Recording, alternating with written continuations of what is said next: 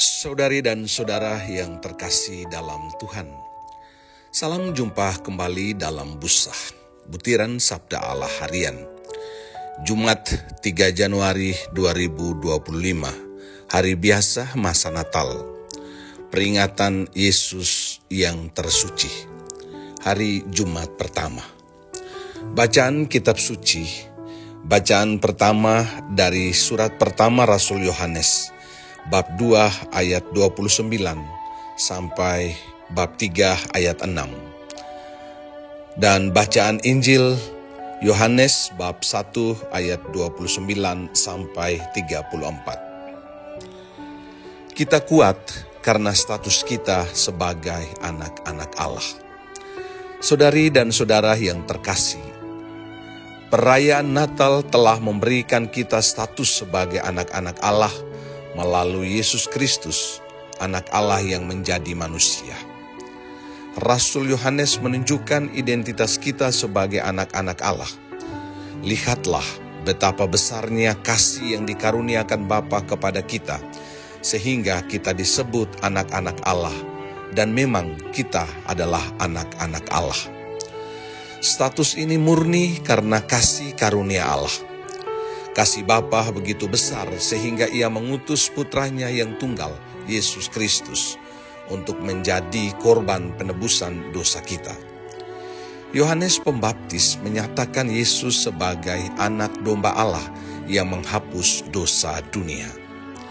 Pernyataan Yohanes Pembaptis ini mengandung makna yang sangat mendalam, menghubungkan peran Yesus dengan gambaran teologis yang kaya dari tradisi Perjanjian Lama dan penggenapannya dalam Perjanjian Baru.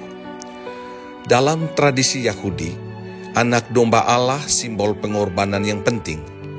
Dalam peristiwa Paskah pertama di Mesir, umat Israel diperintahkan untuk menyembelih anak domba tanpa cacat dan menggunakan darahnya untuk melindungi rumah mereka dari tulah maut. Yesus dipandang sebagai penggenapan anak domba Paskah yang darahnya melindungi umat manusia dari hukuman dosa dan memberikan hidup yang kekal. Dengan menyebut Yesus sebagai anak domba Allah, Yohanes Pembaptis menunjukkan bahwa pengorbanannya berlaku untuk seluruh dunia, melampaui bangsa Israel.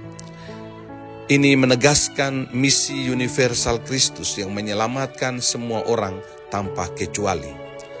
Dengan pernyataan ini, Yohanes Pembaptis mengarahkan perhatian kita hanya fokus kepada Yesus, sebagaimana dirinya yang selalu fokus pada Kristus. Dia menyadari bahwa dirinya hanya sebagai suara yang mempersiapkan jalan bagi Dia yang jauh lebih besar.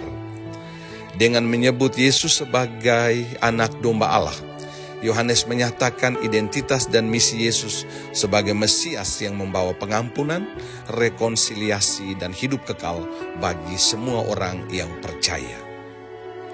Saudari dan saudara yang terkasih dalam Kristus, status kita sebagai anak-anak Allah menempatkan kita sebagai orang-orang terdekat dengan Tuhan Yesus. Setiap kita yang berada dekat dalam Kristus harus hidup dalam kekudusan, tidak terus-menerus berbuat dosa, sebab Kristus telah datang untuk menghapus dosa-dosa kita. Hidup sebagai anak-anak Allah yang tertebus berarti hidup dengan ketaatan dan kesucian Kristus dalam seluruh kehidupan kita sehari-hari. Mari kita berjuang melawan segala dosa dengan kekuatan kasih Bapa yang menjadikan kita sebagai anak-anak-Nya. Jangan andalkan kekuatan sendiri, pasti tetap lemah dan jatuh.